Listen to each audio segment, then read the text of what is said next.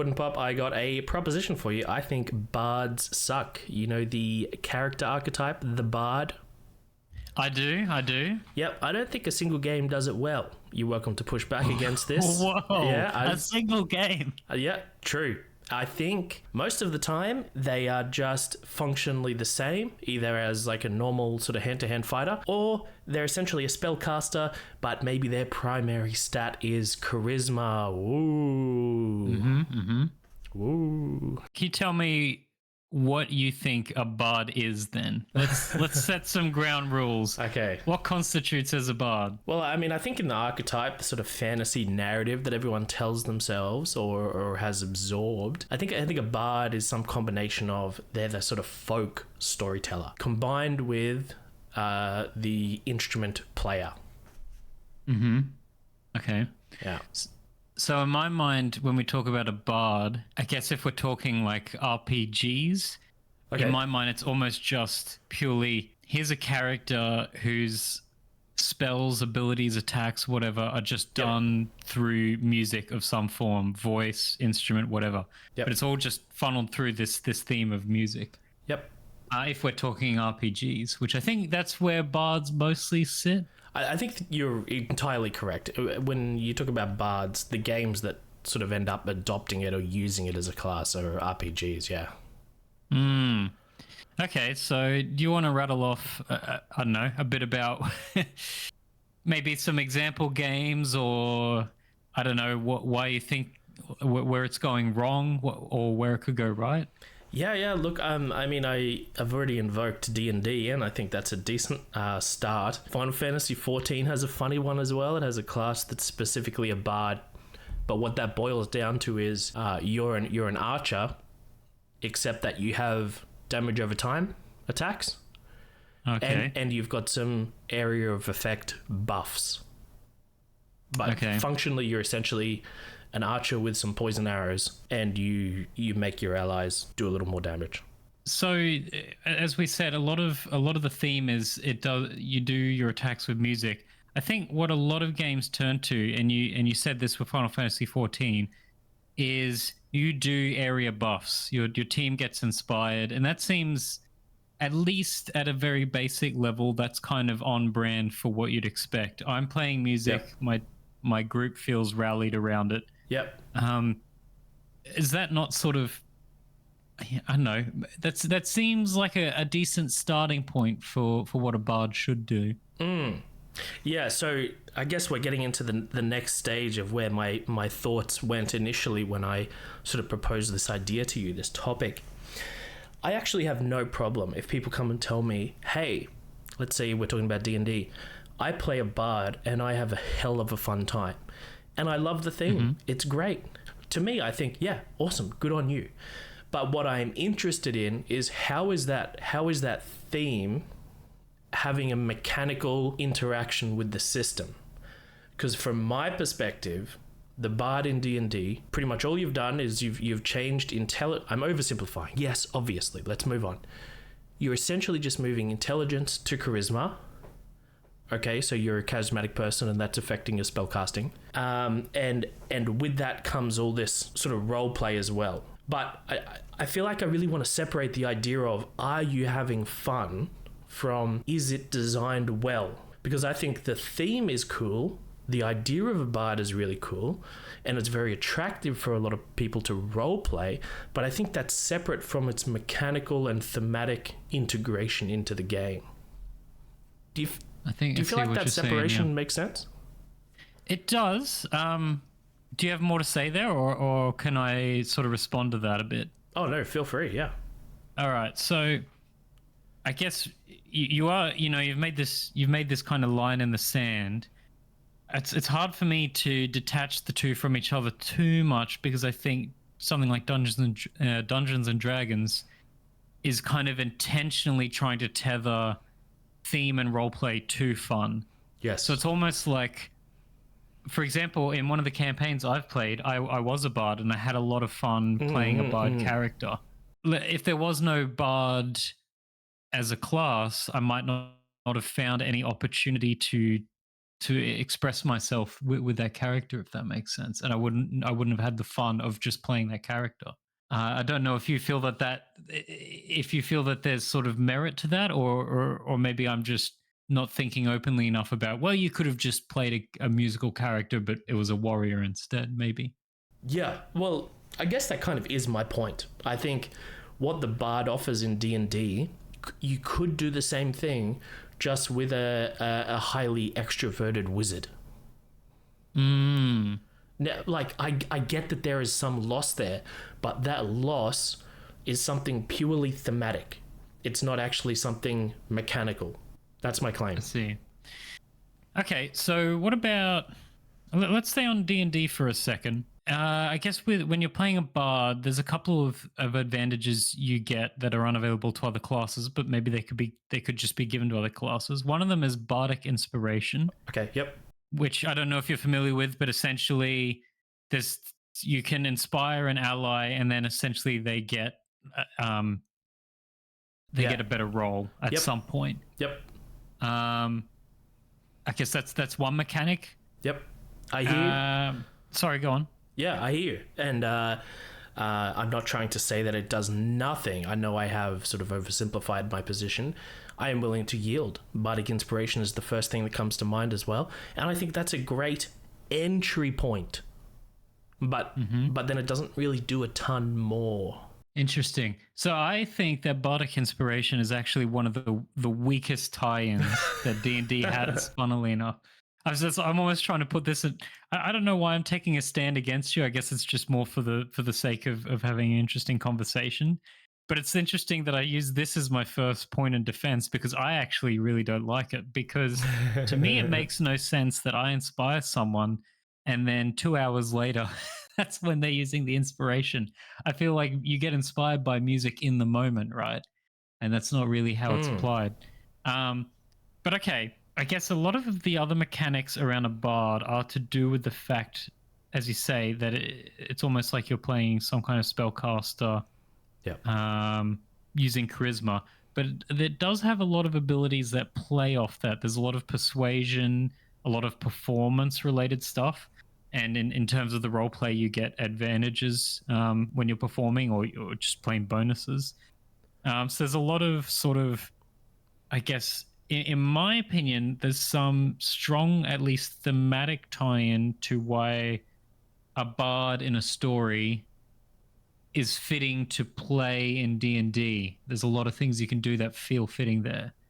Okay. Am I making any sense there? I think you are, and that's an absolute credit to the D&D system, I think, that it's kind of seamlessly blending combat as well as social interaction with a rich world. You know, it's not fair to just say, well, in combat, yeah, you're a charisma spellcaster. Fundamentally, the thing occurring before the combat is this complex social interaction, managing an ecology and an economy in an entire world.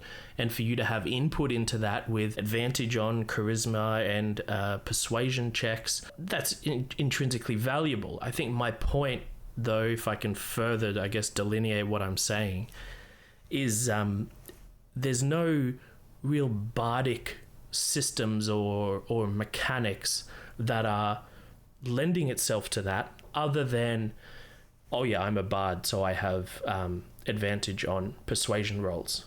I see what you're saying.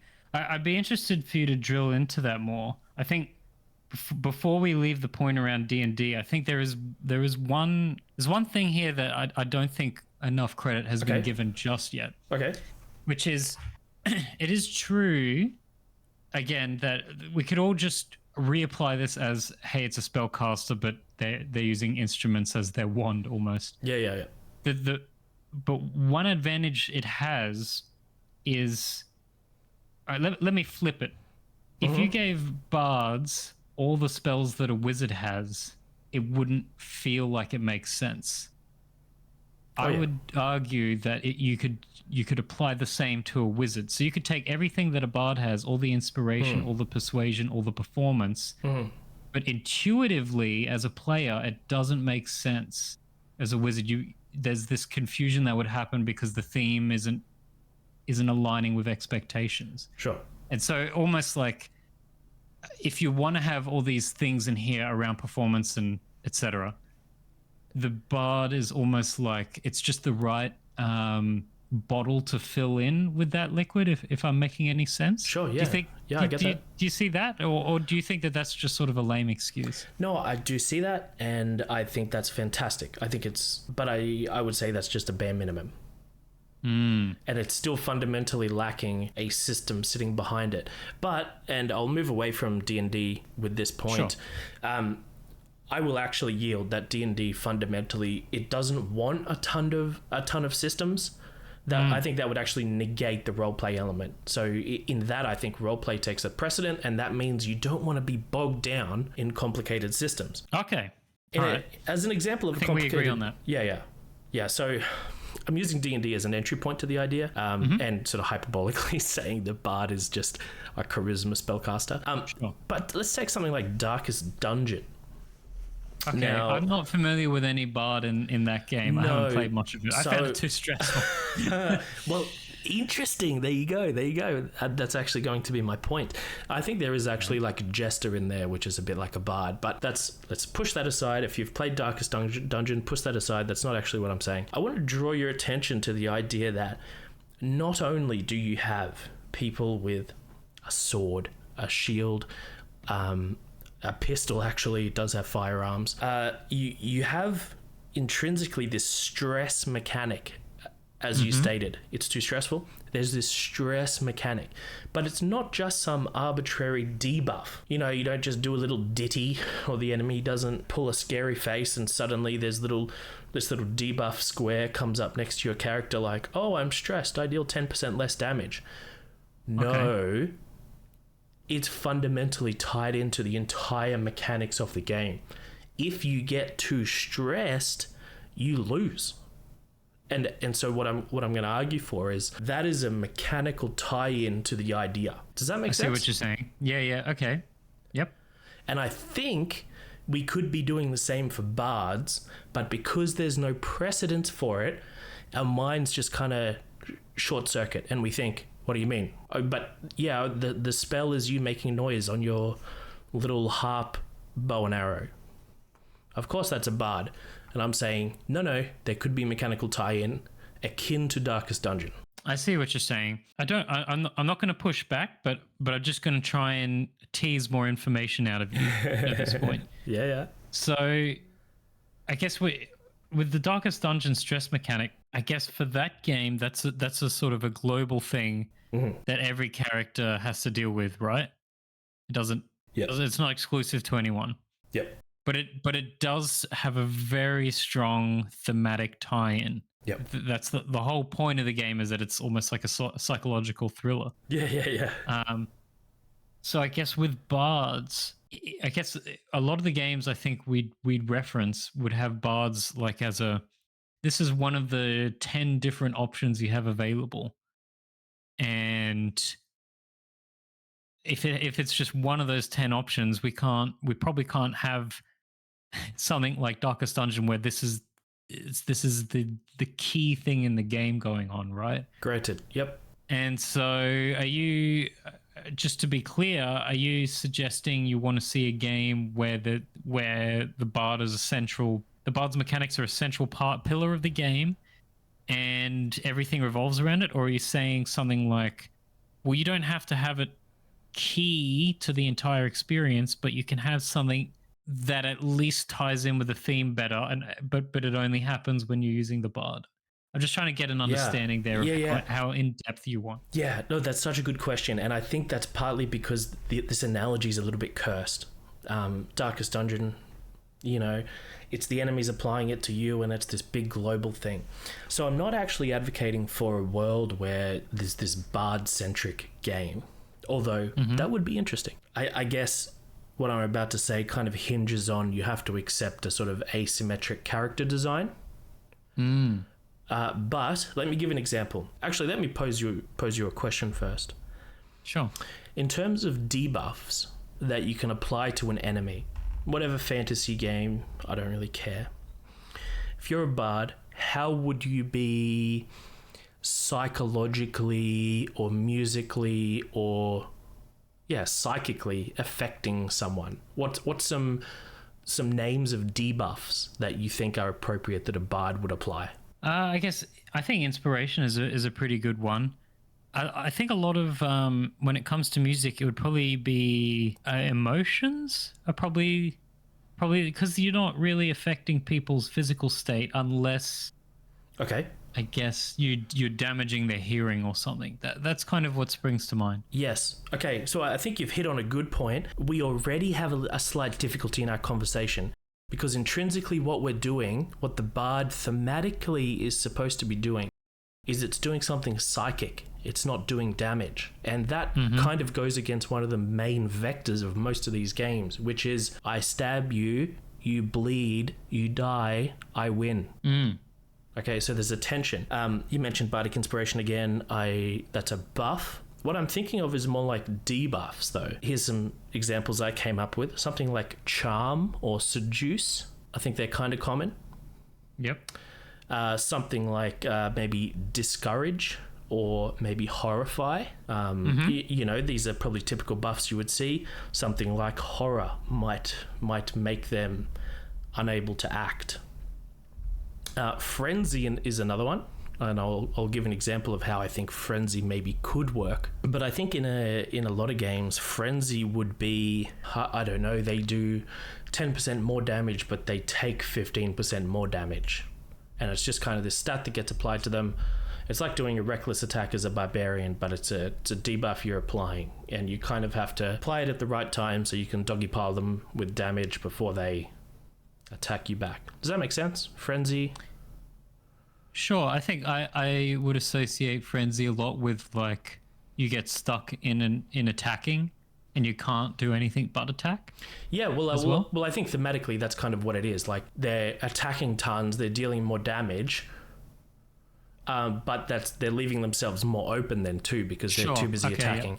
And the way that bards or debuffs typically work is you quantify that entire thematic idea, and instead of having them attack more or like have their block skipped or whatever, it's literally boiled down to a statistical change, like plus 15% damage and plus 15% damage intake.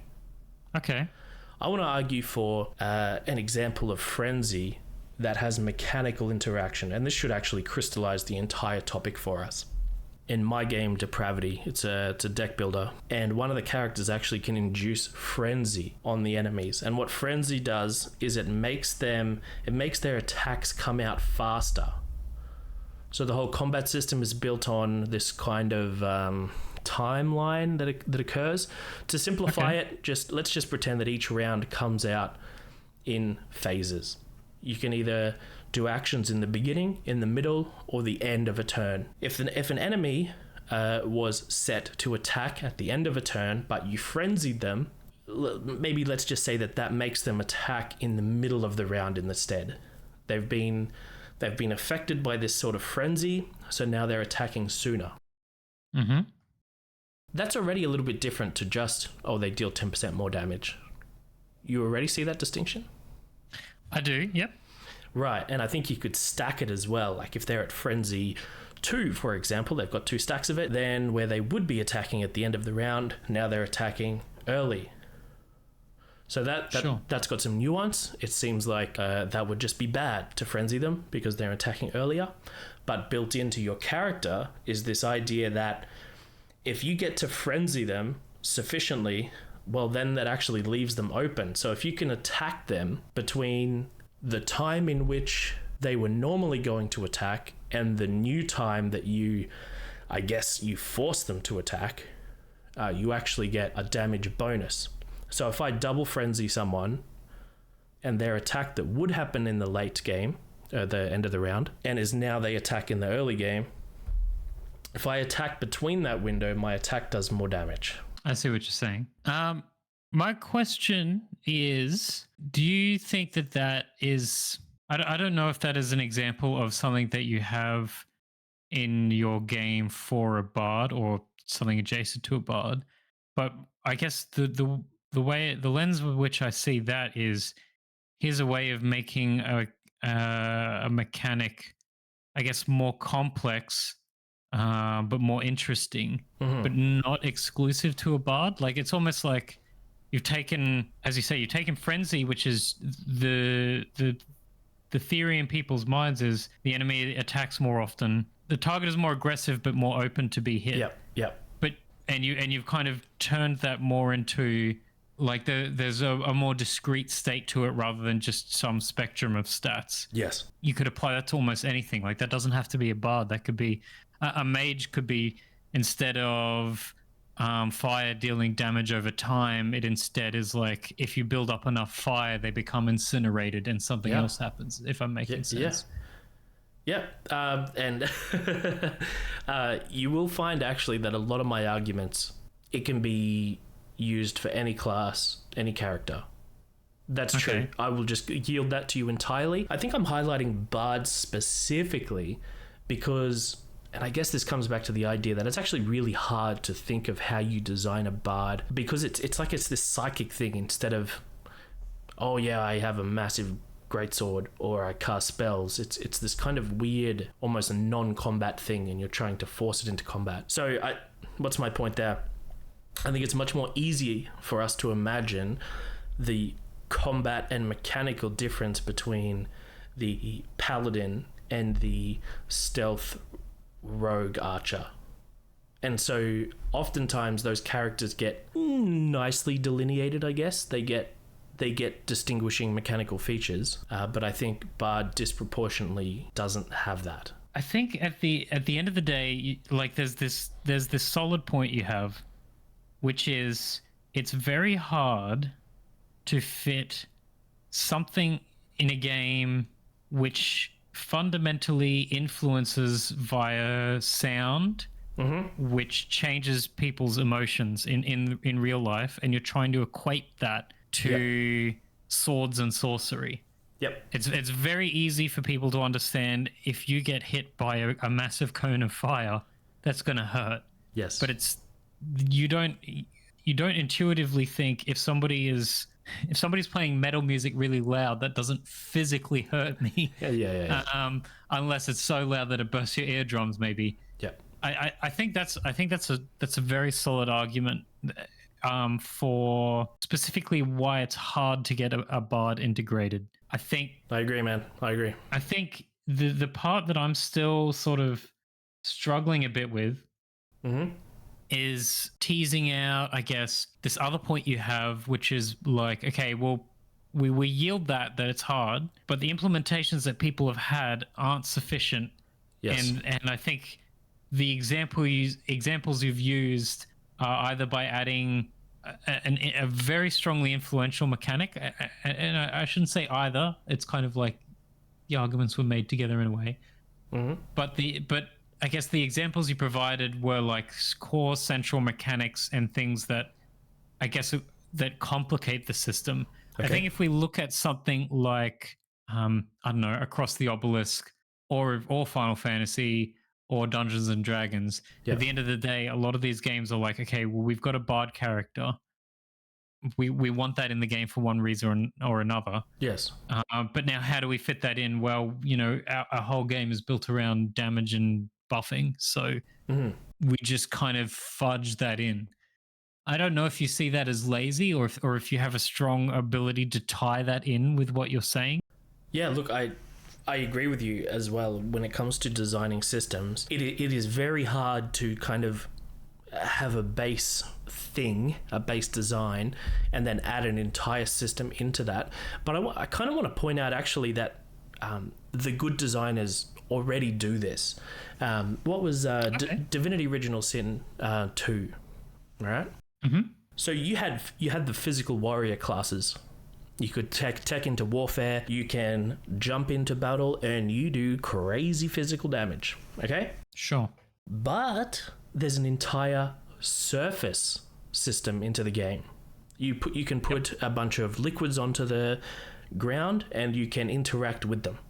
And my argument is going to be that, yes, they designed it from the ground up with that in mind. That doesn't mean you have to tech into magic, but magic gets distinguished by its ability to have these environmental effects. And I'm saying, okay, Bard should be doing the same thing, but it's more like in the psychological domain or something. Whatever the domain is, I don't care how you design it. There needs to be an equivalent. Yeah, okay. I think I've said I understand what you're saying a bunch of times, but I feel like this is the first time where, like, it's almost like you've given me a key and I've opened a new door. Okay, I'm like, good. Oh no, okay, I see now. There's actually like a sprawling landscape over here. Yes. It makes more sense. Okay, so let me try and paraphrase what you said. Go on. So I think Divinity Original Sin 2 is a good example. Baldur's Gate 3 also works. So you've got this system around elemental interactions with the environment. Yes. And generally speaking, warriors don't interact with that. Yep. But they still have merit in the game. Yes, and I want to say actually it's almost better that they don't have interaction with it because it makes the warrior feel like a warrior. They're not out here doing all this elemental stuff. It's like the sheer raw damage that they are putting into the game is so unprecedented. You feel more powerful as a warrior than you do as a mage in that aspect. Gotcha. Go on. And so if we kind of push that a little further, we could say the elemental environmental interaction of the bard is almost this emotional domain of influence, inspiration, disgust, etc. And there's ways that it could play with that. Maybe no other classes could, or if they do, they loosely do in their own way. Yeah, that's right. Okay, I think I get that now. I think the other maybe we could just stay on that point for a bit.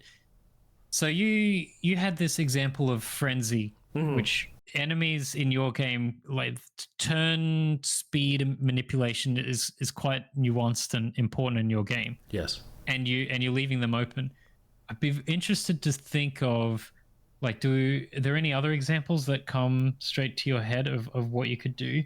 I guess for me, you were talking about Darkest Dungeon before. I guess if there was something like that, hypothetically, in a game like Baldur's Gate or whatever, which is already so systems dense, just for argument's sake, you could have something like discrete system. It's got, say, 5 states, and it's like how courageous, inspired are you feeling versus on the other extreme, how like terrible are you feeling? Sure, yeah. And I guess a bard could put you along that line somewhere, or you could think of it as morale almost. Yeah, I guess like a game like Heroes of Might and Magic, morale is super important, but that doesn't have any tie into bards. But the point is, you can lose turns or have 2 turns as a unit. Yes. That's one thing that springs to my mind. Yeah, I think so too. Like, it's so interesting actually that you brought up bardic inspiration before and you had a little bit of beef with it. I think it's correct. I think here's just an example that tries to work as closely as I can with D&D,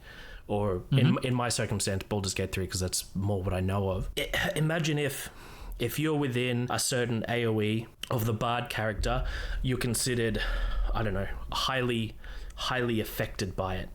And if the bard's playing a particular style of song, let's say it's an encouraging song, maybe let's just say like a momentum song. It's getting a bit abstract, but such is the conversation when we're dealing with a bard. You're playing a momentum song and someone's close. Maybe they get 2 of this abstract resource. It's like a bardic inspiration, but as you said, it kind of scales. And so maybe you could spend each one to add 1d4 as a basic, as a starter, as an entry point to the idea. So that kind of is like the bardic inspiration, but real time instead of 2 hours later, as you pointed out. But if you saved up 3 of them, you could do an extra action, or maybe an extra bonus action. But maybe also the bard could have a perk or something that bonus action gets converted to a full action if the bard at that time is still within close proximity. And then maybe it scales up further, that at 5 bardic inspiration, well, I'm calling it bardic inspiration, but maybe I shouldn't. At 5 of whatever this is, you are permanently blessed. You've got this like permanent unremovable bless effect on the characters. And like I'm not injecting a ton of new systems into this.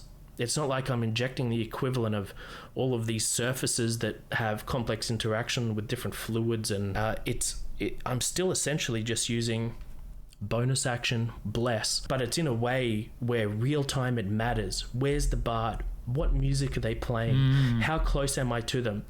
Do I need to be changing song so that, okay, I forfeit some of the momentum gain, but it actually slows down the enemy and makes them more discouraged? And it's like it's this, it could even be this unique mechanic that just doesn't occur unless you have a bard on the team. But I don't actually see a problem with that. Yeah, I think so. I think there's two parts to this equation in my mind right now. Okay. One is what is the mechanic that it's leveraging, and you said that like bardic inspiration is a pretty nice one. It's this thing that sits within the system and makes sense, but bards control it. Yep. And I think in Baldur's Gate 3's case, you have a lot of the bard having the ability to influence conversations, which is something out of combat, but that is sort of the realm of the bard. If you think about fantasy literature or media, yeah. Like they're not meant to be the fighter. They're meant to be doing the things outside of combat that make people money and get them opportunities. That is definitely one of the curses of this conversation point. Because it's like, true. Yeah. So I think that the influence in dialogue is probably one of my, like, I think that is very good in Baldur's Gate 3. Mm. I think that in combat, they try to do something similar a lot of the time where there's a lot of reactions, I guess. It's an enemy tries to use a spell to target somebody and then the bard says some cutting words or whatever and interrupts it in some way. I guess the other thing is how well it ties into the theme. Yes. Because I think bardic inspiration ties into the theme of inspiration from the bard. I think that makes sense. Yes. And I think it makes sense that you can discourage enemies by insulting them or saying the right stuff. Yes. The problem I usually have with these is that they don't. Again, bardic inspiration is something you can use way later, but that doesn't make sense to me.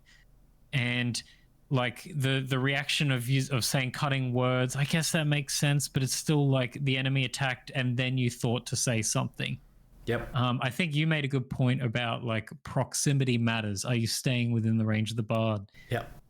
For the mechanic you were talking about. I think this is the other part of the equation that I really want to get right is whatever mechanic you have, it should be the bard's influence needs to be sort of immediate and ongoing and in proximity. Yeah, I think so too. It's sort of what I think. Yep. So you have this one side of where you can filter in mechanics, which is, I guess, the outcomes. And that is, what psychological or inspirational influence is the bard having over people? I think another thing that hasn't really been talked about is the skill of applying that, which you talked a lot about. You could have all the bards using all the spell casting and UI of all the other classes, but it's affecting this other system. But what about if it, we simplify things and we go back to the bard as essentially a spellcaster that does buffs. But I guess a wizard can, in fantasy, often just say a few words and then it casts a spell. But I think the bard is always like, you need to have had years of experience playing your instrument. You need to have trained your voice. You need to have wit. I guess there's the skill and execution, which is, I think, is missing from a lot of these things. And maybe a good thematic tie-in could be the notion of like how good of a performance you had. Again, Baldur's Gate 3 has this, but at the end of the day, it comes down to a dice roll. Yes. But maybe, I'm inspiring you so you get plus 10% attack, but if I executed it correctly, it's instead plus 20%. Yes. That sort of thing. Yeah. I run the risk here of referencing my own game, which of course no listener has ever played. Now you've actually playtested my bard, and you didn't like it, so we can put that on the table straight away. But one of the things that I did, just trying to pull off this idea of how good was your performance, each round, or it was every round, you would have to reveal like a new song card, and that song card, depending on its how do I explain it without actually like pulling out the game, kind of like its vibe, A song has a vibe. It's trying to do something. Maybe it's trying to horrify. Maybe it's trying to charm. Maybe it's trying to motivate. And so the song would, if it's trying to motivate, if you, while that song was playing, did some other action that was intrinsically motivating, like you healed someone, for example, you would get a synergistic effect. So that already is one layer of the theme is encouraging you to actually do actions that are in line with that theme. But as you actually played the 3 parts to a song, an intro, I think I just called it a verse, and then an ending, or whatever I labeled the terms as you did the 3 parts of the song, sort of the performance value would be calculated at the end. And if you did a bunch of actions in line with the different parts of the song, you would get a high performance, and then you would get to do a bunch of things. Maybe you would get to suddenly do a ton of damage, or do a massive party heal, or a massive party buff. But that occurred via the delivery of a intentional thematic action. I think in principle, it's something that I want to see. But in outcome, it ends up, I guess when I played your game, it felt very complicated and cumbersome to me. And now that could just be because it needs iteration, and like there's something salvageable there with a few more attempts at making it. Yeah. But I guess if I were to think about Baldur's Gate 3's case, do they ever want something to get in the way of you pressing a button, rolling a dice, and having an outcome? Yeah, I don't think they do. That's definitely a part of the problem that I think I said before. When you're applying the D&D system, it's really hard to start trying to insert other systems onto it, because I think fundamentally that's like antithetical to what D&D is trying to do. So we're trying to have this kind of meta discussion, and we're using D&D as an example, but at the same time we're both admitting like, well, hang on, it doesn't work. And we're trying to theory craft how a bard could work, even though there's not really any good precedent for how it works. So I think it's cursed. Sure. Do you mind if I just take another weird tangent, and hopefully we can see how this ties in? Okay, sure, go for it.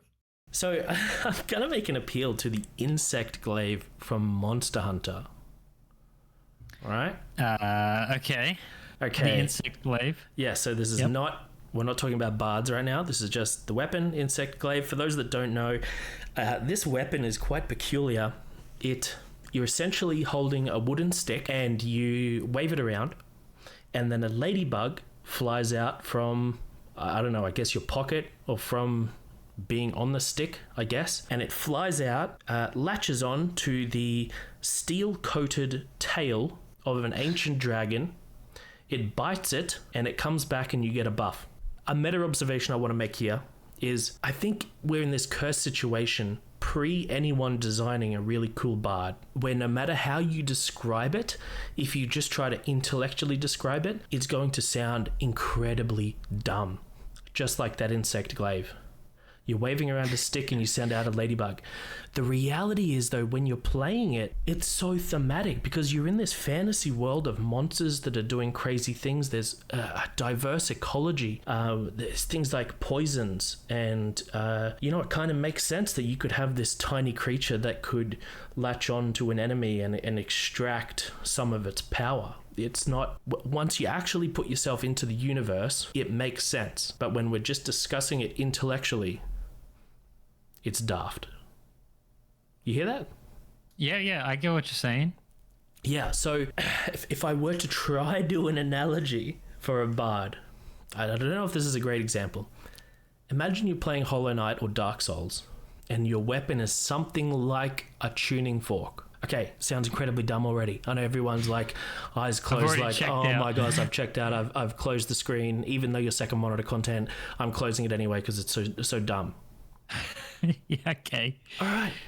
But once you push past that, and let's just pretend that you can design it in a way that's thematic and makes sense, I think there'd be a ton of cool ways to do that. But the core essence is that you've got this weapon that functions kind of like a tuning fork. And maybe when an enemy attacks you, so they've got this giant sword coming in, you could do something akin to like a parry.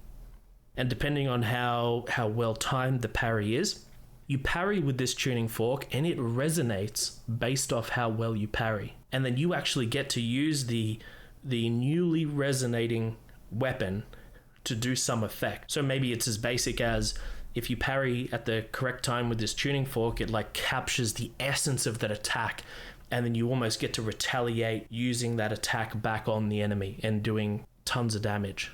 So does that make sense? As a basic thematic tie-in for how a bard could be doing physical damage. Yeah. Okay. So first of all, I think that was a really good way of explaining it. I was really wondering sort of where you're going with the insect blade. I was like, okay, well, yeah, I see how it's a bit like a bard because there's like buffs and stuff and it's complicated. But I really like that you pointed out, okay, all of that doesn't matter. You know, it sounds stupid, but it works. Yeah. And then, you said, I think it's a great example. Here's a tuning fork about the least interesting weapon I could think of. But there's a way of, at the end of the day, it's almost, I think maybe this is the best step back fundamental approach to a bard. And that is really just that form should follow function.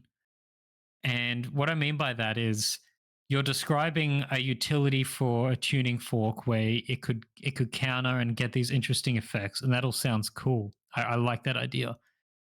But I think ultimately what you should figure out, not you, but anyone making a game, is what can I do what can I make that's very interesting, and then is the bard or something like that the right fit for that? And maybe that is what most people have tried to do, but not really done. Yeah. Or maybe most people are starting with, I want a bard in my game. Let me retrofit stuff that works for it. But I think what I'm trying to get at is if I came up with a really cool mechanic and it did have something to do with like dexterous skill, or it had something to do with affecting the psychological state or mood of those around me, well, then maybe the bard is the right fit for that interesting mechanic. Rather than just saying, I want to do buffs and psychic damage, and that will be the way the bard works. Brother, I'm right there with you, man. That's that tight thematic integration that just makes sense. I love it. Right. So then, okay, here's a question in response to that. Do you think a lot of these games out there that have a bard, did they just think, I'm a fantasy game, I'm running out of class ideas, I'm going to put a bard in here, and then I'm going to find a way to make that work? Or do you think a lot of games are more like, I came up with this idea and the bard is the right fit? Because I think that second one is probably the better approach. Yeah, I definitely think they're doing the first, to be honest. Yep. Yeah, so I think that's the sin, the mortal sin of devs. Yeah, I'm not actually opposed to doing the first, but with the framework that I've been trying to put forward, it's like you need to find this unique bardic feeling thing that can be overlaid into the game. It really perplexes me that it's literally just the feel of it. It's not adding a surface to the game that can combust and have all these crazy things like the magic in Divinity. When I tried to design the bard in my game, again, you didn't like it, that's fine. It needs a ton of iterating. But I started actually with this core idea of I want to do a bard, but I think I can do it better. How can I think outside the box and do something crazy? How can I put myself in the sort of position of being a bard? What does voice, what does music, what does momentum, what does inspiration look like? And how can I make that work for a combat system? You have to be approaching it from the perspective of, I need to creative problem solve and come up with something that's never been done. Because if you settle for anything less than that, you end up with a bard that really doesn't feel like a bard at all. I 100% agree. I think I do wonder, like, in the case of maybe Final Fantasy 14 or just Final Fantasy games in general are a good example. But I noticed that they have a tendency to make bards just sort of a group buff. You said they do that in FF14. I don't know how they work in that game. Yeah. But it could just be that if I think about all the sort of fantasy stereotypes, the bard does feel like a pretty good fit for somebody that's giving everyone around them a buff. I think if you know you give it to a mage or a priest, it's a little harder to intuitively tie that in. Whereas if you were trying to invent a support character that did a bunch of buffs all around them or influenced a bunch of enemies all around them, I think sound is a pretty good, like, okay, this is the thing that could do that would be the most intuitive. I think that makes sense to me. Yep. So again, in FF14, like your input being relevant. I know that as an MMO, it has like rotations for spellcasters and whatnot, where you're trying to use the things in the right order to get positive outcomes. Yep. Is it just that bards have this? Do they have any rotation? And if so, is it anything beyond like I cast this spell, it makes my next spell cast faster, and then I get a better buff on my third spell?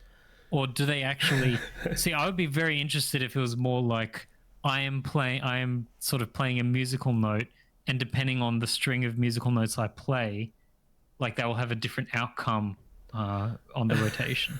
It's so funny you put it that way, because your baseline was, oh yeah, I play this spell and then it affects my next spell by doing something. That was like your example of it being poorly done, but then it could be up to something like, yeah, depending on the notes I play, that actually affects what I have access to or whatever.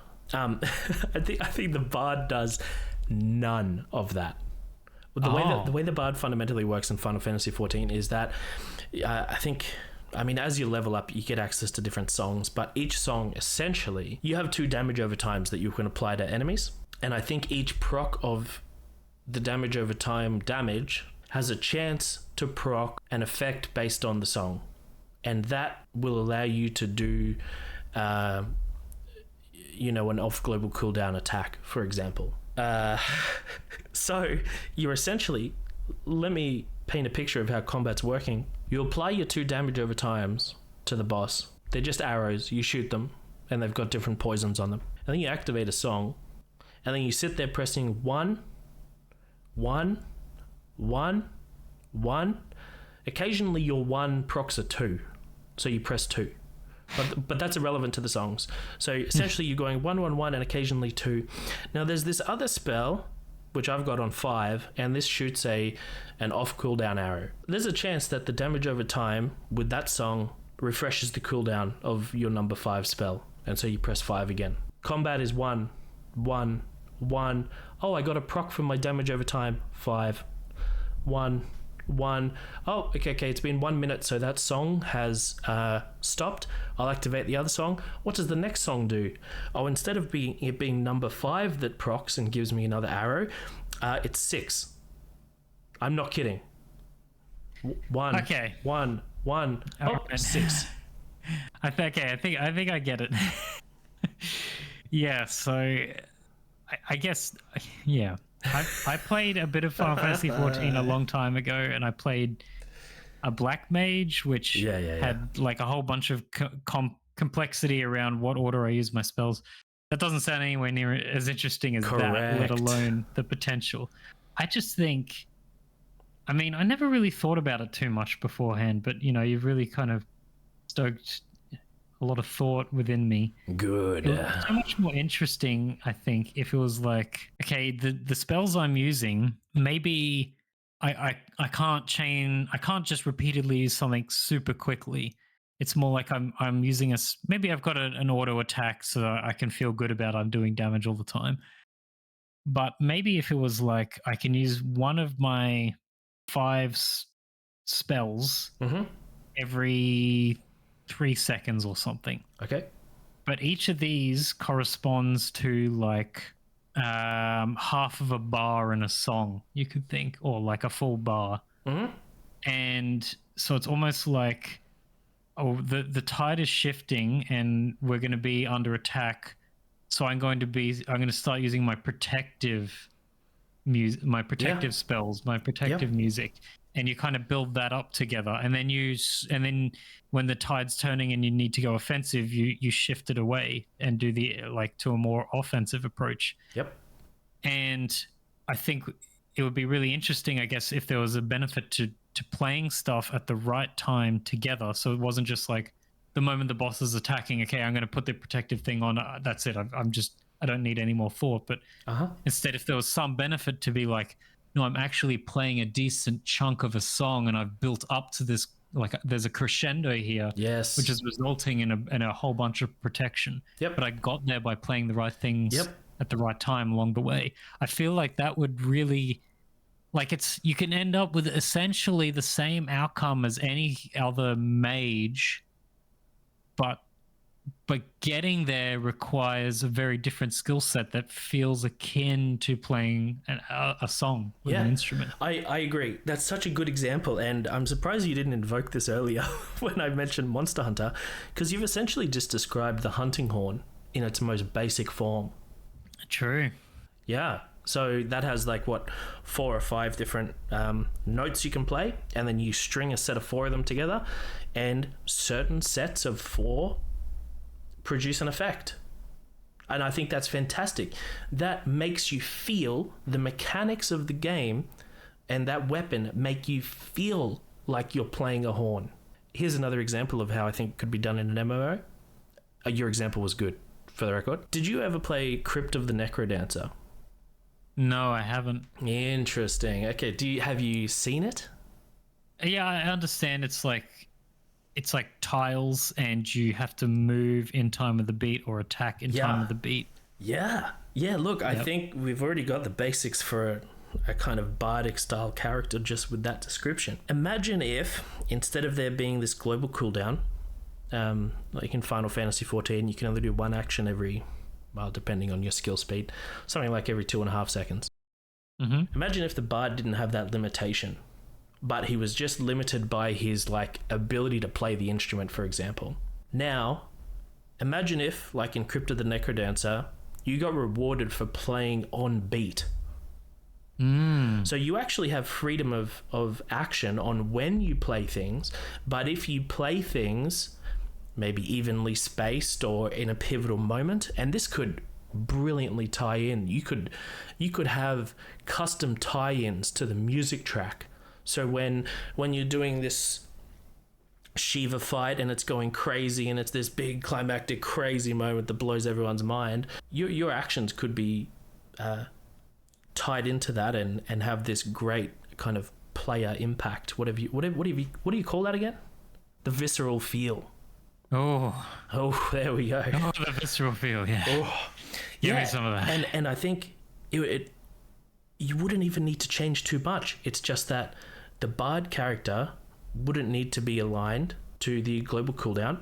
It's just that if he played too many things, he would put himself under too much stress, or maybe the effects of the notes that he's playing, aka the attacks, start doing less damage because he's like, I don't know, being overstressed or something, however you thematically want to work it. Yeah. I think you could even, I mean, to make that easier for the player, you could even either have a custom soundtrack for him to be playing with, or just in some way tied into the music. I know a lot of games try to keep the music a bit more subtle and in the background, but if you had very prominent music going on, that could actually help with the timings of things.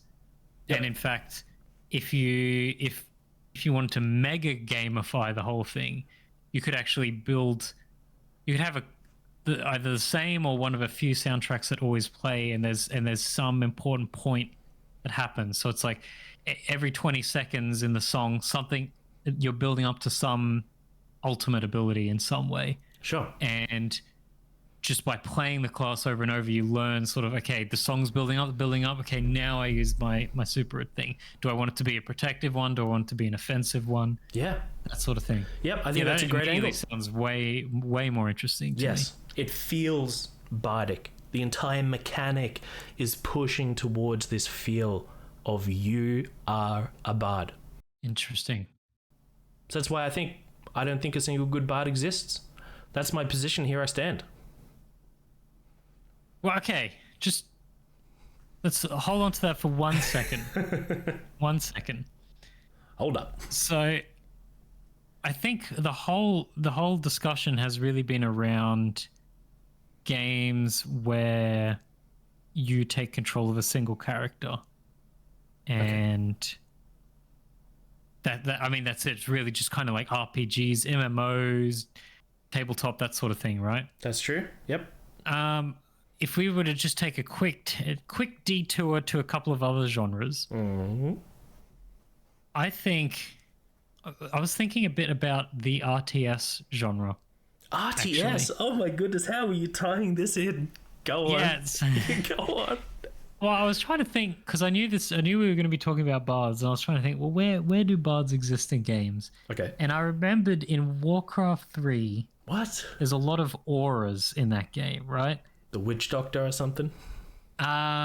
Maybe I don't know. Like a lot of characters, a lot of units have just an aura where there's something passive going on that buffs everyone around them or negatively influences enemies. Now, here's the thing: one aura I could immediately remember. I think it's called Endurance Aura. I may have the name wrong, Okay. but it comes from a Kodo beast. Okay. I feel That was like a I feel reptile with drums on it or something, wasn't it? I feel like I sound like I'm going insane. So yeah, it's you have an orc and he's sitting on top of like a weird dinosaur thing and he's just playing Yeah. drums. Yep. Now that's not it's not the most, I mean it's kind of creative, but it's kind of just weird. The thing that I like about it is that I can remember quite strongly that it is from that unit because I think it's because he is playing drums. And once again, it comes back to this point that I was trying to make earlier. If you're trying to make a mechanic, find the theme that fits it best. So I know there's a lot of auras in that game, and I can remember some come from heroes. Like I think there's a devotion aura or something for a paladin, and that kind of makes sense because it's like they're kind of there's this religious figure around them. They're gonna feel inspired by seeing like this hero who's a soldier of God essentially, and it also makes sense to give buffs from an audio like a Yes. music producing unit. I Yes. can't for the life of me remember any other auras from that game.